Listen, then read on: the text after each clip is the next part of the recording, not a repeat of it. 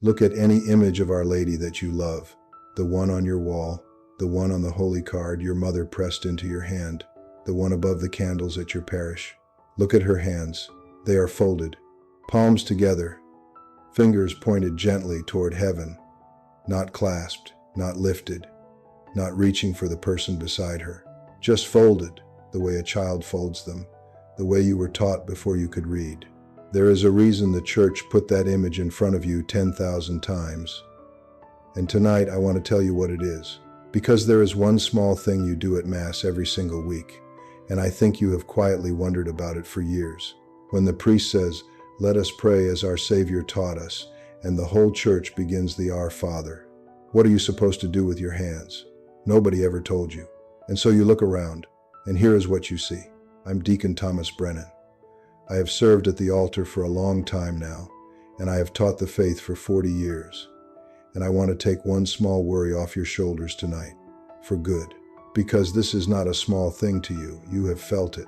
That half second of hesitation at the Our Father, when you are not sure whether to fold your hands, or lift them up, or reach across and take the hand of the stranger in the next pew. Some weeks you do one, some weeks another, and a little voice in the back of your mind asks, "Am I doing this right?" Tonight the voice goes quiet, I promise you that. Now, hear me before we go one step further.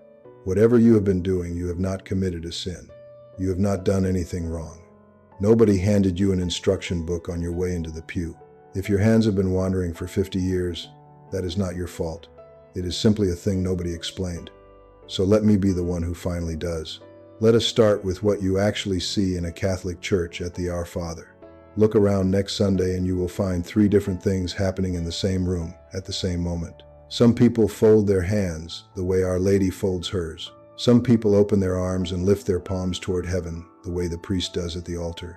And some people reach out and hold hands all the way down the pew, sometimes across the whole church, a great chain of linked fingers. 3 postures, 1 prayer.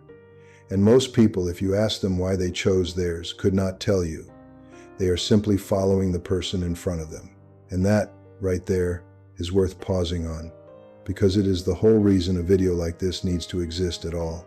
So much of how we worship now is simply copied from the person ahead of us in line, a gesture passed down not from the church but from the pew in front, and somewhere along the way the meaning fell out of it, the way a word repeated too many times turns to noise in your mouth. That is nobody's fault. It is just what happens when a thing stops being taught. A whole generation of good, faithful people were handed the gestures but not the reasons, the choreography but not the music, and a gesture without its reason is a beautiful thing slowly emptying out. So tonight we are not just going to fix your hands. We are going to put the reason back underneath them, so that what you do at the Our Father is once again full of meaning, full of intention, full of love. Stay with me, because when you hear the reason, the right posture will not feel like a rule imposed on you. It will feel like coming home to something you always half knew. So which one did the Church actually ask of you? Here is where I want to open a book that most Catholics have never even heard of. The Church has an instruction manual for the Mass. It is real. It is called the General Instruction of the Roman Missal, and it governs exactly this, what our bodies do and when. And I am going to tell you plainly what it says and what it does not say.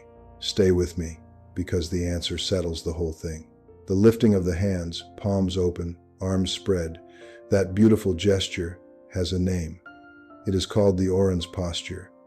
Orans is simply the Latin word for one who is praying, and it is ancient, older than the oldest church still standing. You will find it scratched on the walls of the catacombs in Rome, figures with their arms lifted, praying underground while the world above wanted them dead. It is a holy posture. It is a true posture. But here is the part nobody tells you. In the Mass, that posture belongs to the priest. When he stands at the altar and lifts his hands at the Our Father, he is doing something on your behalf. He is standing in the place of Christ, lifting the prayer of the whole church up to the Father. The orans is his gesture, given to him at his ordination, the way a soldier is given his colors. It was never asked of the people in the pews, and I want you to sit with this was justry, this was just a circon, this was rubbly, this was justry, and I want you to sit with that for a moment, because it is a comfort, not a demotion. Some people hear this and feel a little deflated, as if they have been told to make themselves smaller. It is the opposite. When the priest lifts his hands, he is lifting yours with them. He is not praying instead of you. He is gathering every prayer in that building. The widows in the third pew, the frightened young fathers in the back, the child who does not yet understand a word of it, and he is carrying all of it up, together, in his two raised hands, to the Father. You do not need to lift your own arms because you are already up there, held in his. That is what it means to pray as the Church prays, and not merely as one man alone. His hands are full of you. And the holding of hands? I will be gentle here, because I know some of you love it. And the people who reach out first are usually the warmest, kindest souls in the building. But I owe you the truth. The Church never asked for it. It appears in no rubric, no instruction, nowhere in the book. It grew up on its own, sometime in the last 50 years, mostly out of a good instinct, the instinct that we are a family, and we are a family. But the Our Father is not the moment the Church chose to show it. There is a moment for that. It comes a little later, at the sign of peace, and it has its own meaning, which we will save for another night. At the Our Father, your hands were meant for something else. So we have cleared away the two that were never asked of you, which leaves the one that was. Fold your hands. That is the answer.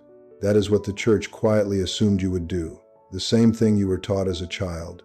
The same thing Our Lady does in every image you have ever loved. Palms together. Fingers pointed up. And now let me tell you why. Because when you understand the why, you will never do it absent-mindedly again. When you fold your hands, palms pressed together, you are doing three things at once, and your body is saying all three without a word. First, you are gathering yourself in.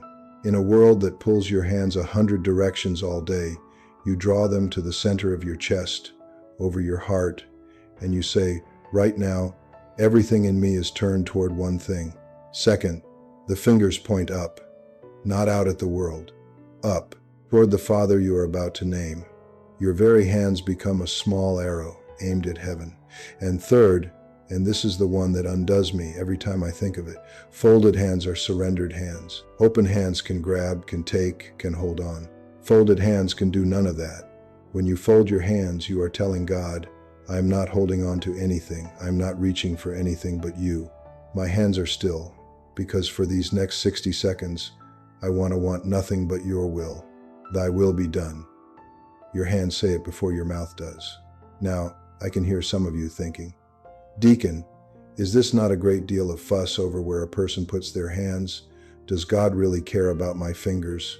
It is a fair question, an honest one, and here is my honest answer. God does not need your folded hands. He is not diminished if you forget, but you are not a soul floating in the air. You are a body and a soul, knit together, and the God who made you that way knew exactly what he was doing. He gave us a faith you can kneel in and bow in and fold your hands in, because he knows that the body teaches the soul. Try it and see. Try praying the Our Father this Sunday with your hands folded and your fingers pointed up, and then, some other day, try praying it slumped, hands in your pockets, mind wandering. You will not need me to tell you the difference. The posture is not for God's sake, it is for yours. He gave you a body so that even your hands could pray. And let me say one more thing to the ones who feel they have gotten it wrong all these years. I have watched something happen more times than I can count. A person learns this in their 70s or their 80s, and instead of feeling ashamed, a light comes into their face, because a small mystery that has nagged at them since childhood is finally, gently, solved. That is what I want for you tonight. Not guilt, relief, the quiet relief of a thing set right at last. That woman who wrote to me last month, 79 years old, born and raised in the faith, she said it better than I can. She said, I was taught to fold my hands as a girl, fingers pointed up, and I have never once held hands at the Our Father, because it was never our way. And I read her note 3 times, because she never lost it. Nobody had to teach her twice. Her hands still remember what her parish forgot to pass on. And here is something worth remembering, because it raises the whole thing higher than a question of etiquette. The Our Father is not one prayer among many. It is the one prayer the Lord himself taught us with his own mouth.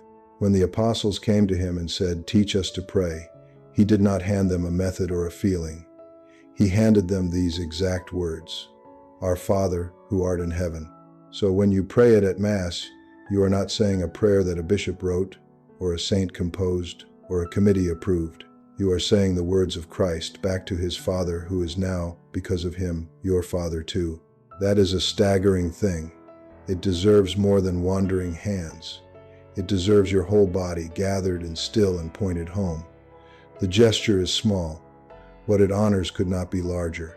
So let me hold you here for one more moment before I tell you what to do, because I do not want you to miss this. The reason your hands fidget at the Our Father, the reason mine do too when I am not careful, is the same reason our minds wander during it.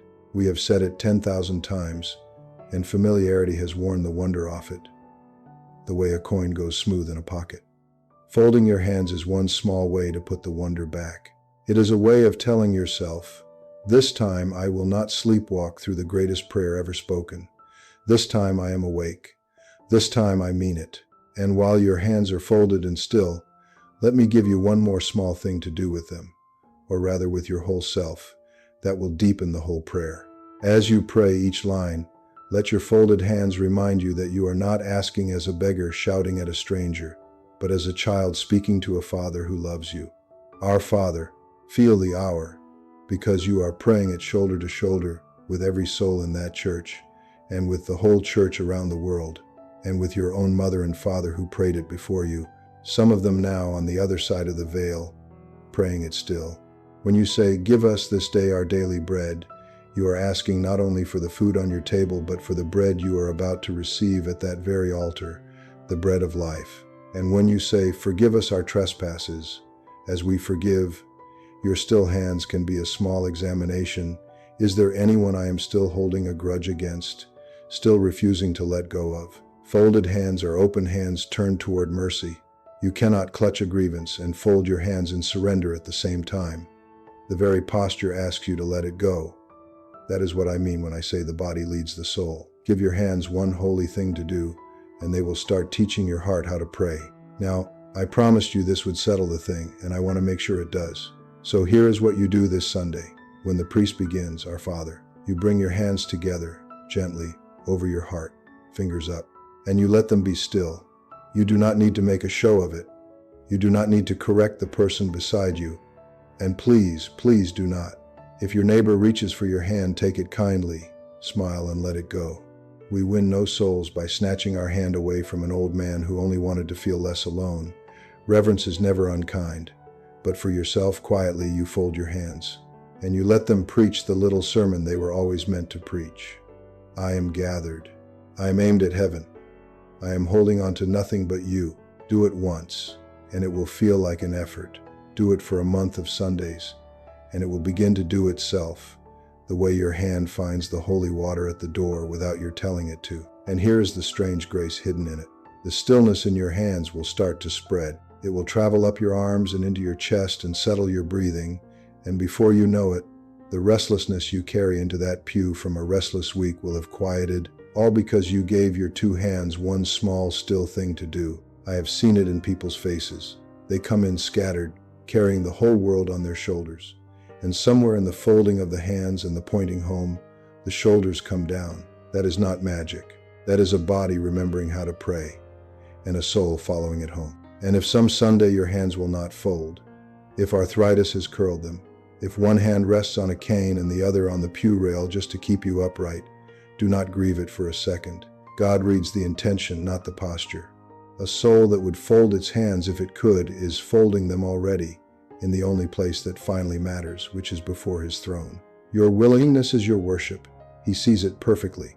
I will tell you, this one small change, made with intention, will do something to the way you pray the whole Our Father. The words will slow down. You will hear "Hallowed be thy name" as if for the first time, because the body leads the soul more than we like to admit. Fold the hands, and the heart follows them home. Everything I am telling you tonight, this gesture and the meaning underneath it, and the Our Father line by line, the way the Church has prayed it for 2,000 years. I gathered all of it into a small manual a while ago, because too many good people were never handed these things.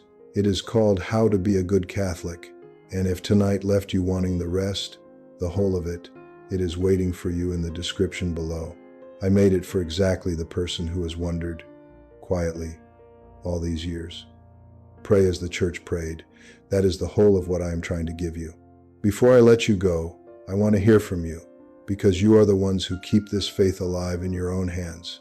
So tell me in the comments, how were you taught to hold your hands at the Our Father, and who taught you? A sister with chalk on her fingers? A mother in a kitchen? And if you made your first communion before 1965, or you ever served at the altar, tell me the year. I read them, every one. And if there is someone you are carrying tonight, someone sick, someone gone, someone far from God, leave their name below. I will pray for them, and so will the people reading this with you. You are not praying alone, you never were. So this Sunday, fold your hands, point them home, and let them say the thing your heart has been trying to say for a lifetime. Come reverent, leave in peace, and I will see you at the altar.